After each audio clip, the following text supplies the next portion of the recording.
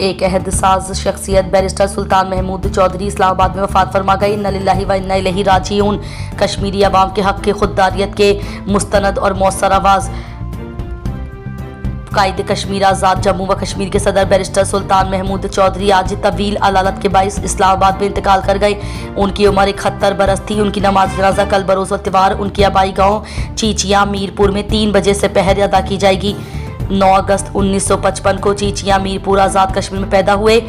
उन्होंने इब्तिदाई तालीम अपने आबाई गाँव चीचिया मीरपुर में हासिल की। ग्रेजुएशन रावलपिंडी से किया।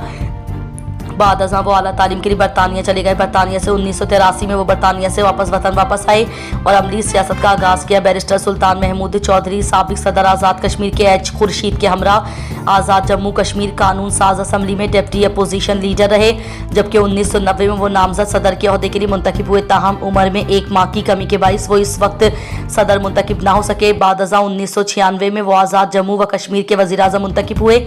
इसी तरह 2001 में वो आज़ाद जम्मू कश्मीर कानून साज असम्बली में अपोजिशन लीडर के ओहदे पर फाइज रहे। वो अपने आबाई हल्के मीरपुर से 9 बार मेंबर असम्बली मुंतखब हुए। वो 2021 में आज़ाद कश्मीर के सदर मुंतखब हुए। बैरिस्टर सुल्तान महमूद चौधरी ने आलमी फौर से मसला कश्मीर को जारहाना और मौसर अंदाज में उजागर किया। अल्लाह पाक उनकी मग़फ़िरत फरमाए, आमीन।